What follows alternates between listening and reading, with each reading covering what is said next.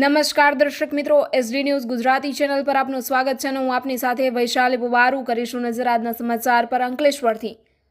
અંકલેશ્વર તાલુકાના કોસમડી ગામે વક્ફ બોર્ડની જમીનના દસ્તાવેજો બનાવી ગેરરીતિ આચરનાર મહિલા સહિત 2 આરોપીઓની અંકલેશ્વર જેઆઈડીસી પોલીસે સબ જેલમાંથી ટ્રાન્સફર વોરંટના આધારે ધરપકડ કરી આગળની કાયદેસરની કાર્યવાહી હાથ ધરી।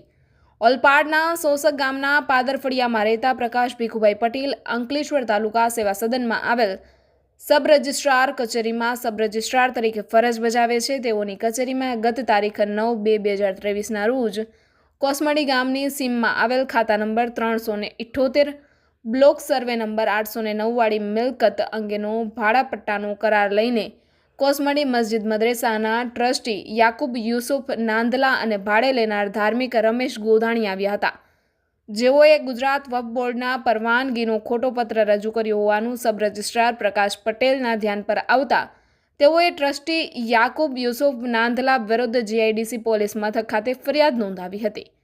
Reporter Jayesh Prajapati, SD News Gujarati, Ankleshwar.